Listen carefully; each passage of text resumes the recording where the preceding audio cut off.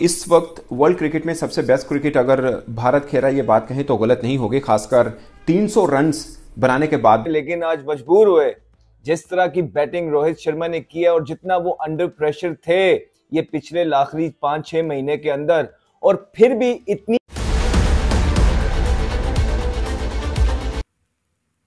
दोस्तों नमस्कार। जैसा कि आप जानते हैं रोहित शर्मा ने इंग्लैंड के खिलाफ 90 बॉलों पर 119 रन बनाकर पाकिस्तान की नींदें उड़ा दी हैं। पाकिस्तान का कहना है रोहित शर्मा अपने पुराने फॉर्म में वापस लौट आया है। अब चैंपियन ट्रॉफी में क्या धमाल मचाएगा ये देखने वाली बात होगी। तो दोस्तों वीडियो अच्छा लगे तो लाइक करना, चैनल हो रही है इसलिए मैं नंबर नहीं बता रहा, लेकिन आप फ्री ना इन लोगों पे भी कि हर मैच के अंदर कोई ऐसा मैच विनर प्लेयर निकल के सामने आता है जो एक इनिंग खेलता है और बिल्कुल मैच साइड पे कर देता है। और आज रोहित शर्मा जो है कप्तान, और चैंपियंस ट्रॉफी से पहले कप्तान की इस तरह की फॉर्म के अंदर होना, ये नहीं भाई, ये खतरे की घंटी है बाकी सारी टीमों के लिए जिन जिन का भी मैच भारत के साथ है। समझ रहे हैं ना आप, जिनका भी मैच भारत के साथ है उसके लिए बहुत बड़ी खतरे की घंटी है कि जब कप्तान फॉर्म के अंदर आ जाता है ना तो पूरी टीम के सीने चौड़े हो जाते हैं।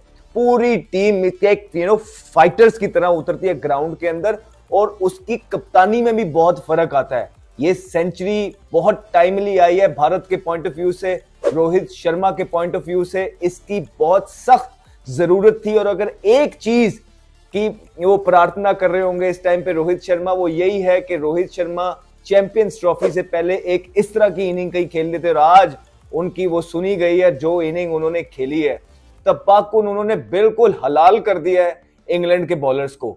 एक इंपैक्ट इनिंग ये होती है एक आउट ऑफ फॉर्म प्लेयर की। ये इट शोज कि ये ऐसे प्लेयरों के लिए बना हुआ है कि फॉर्म इज टेम्पररी लेकिन क्लास जो है वो परमानेंट होती है। आप देखिए दूसरी तरफ अगर आप इसका कंपैरिजन, क्योंकि कंपैरिजन इतने होते हैं फिर क्या करें, कंपैरिजन फिर ठीक वाले करने चाहिए। और इस प्रेशर के बाद भी एक दफा भी देखा कि वो अपने शेल में गए हो, उन्होंने हमेशा अपने आप को बैक किया है, रिस्क लिए, अपनी गेम को बैक किया और उसके साथ उनको रिवॉर्ड थ्रू आउट उनके सेंचुरी की।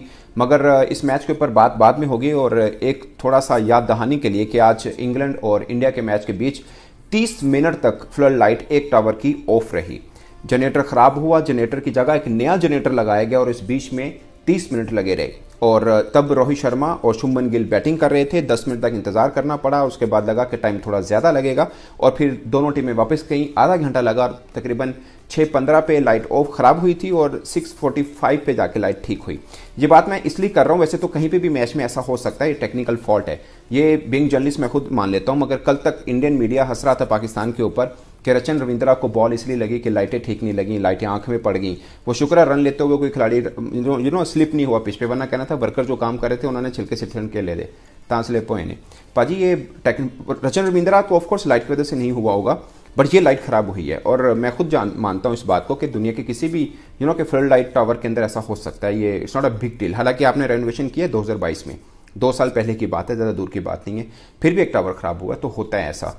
बट प्रोपेगेंडा शायद उस एंड से ज़्यादा होता है, हमारे एंड से इतना ज़्यादा होता नहीं। But coming back to the match, मुझे लगता है कि रोहित शर्मा दोबारा से फॉर्म के अंदर आए। एक उनके ऊपर क्वेश्चन मार्क रहा था कि उनकी शायद फिटनेस के ऊपर प्रॉब्लम है या बॉर्डर गावस्कर ट्रॉफी उनकी बहुत बुरी गई थी।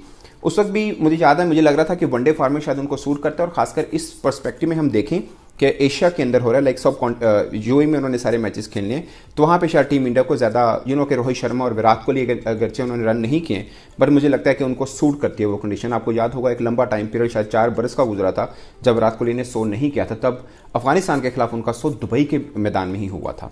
और अब थोड़ा सा मैं नहीं कहूँगा बैड पैच है क्योंकि पर्थ के मैदान में तो 100 करके आए विराट कोहली, बट ऐसी टीम जिसके अभी 4 मेन क्रिकेटर जो कि शायद उनकी किसी भी प्लेइंग 11 में जगह बना पाते हैं, जैसे जायसवाल हैं, इसमें बुमराह नहीं, आई डोंट नो बुमराह होंगे या नहीं होंगे आगे भी, बट बुमराह नहीं है, अर्शदीप बाहर बैठे हुए हैं, और जो कि कुलदीप यादव इनका 100% वो प्लेइंग 11 में जगह पाते हैं।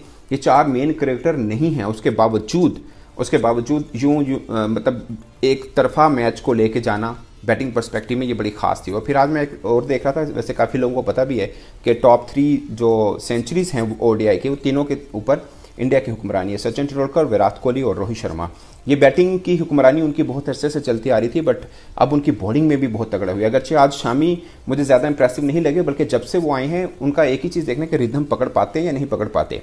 T20 में इन्होंने दोबारा जब बॉलिंग शुरू की थी इंजरी के बाद, बॉल हल्का सा उन्होंने कि घुमाया था, मगर उतने इफेक्टिव नहीं हुए जो हमें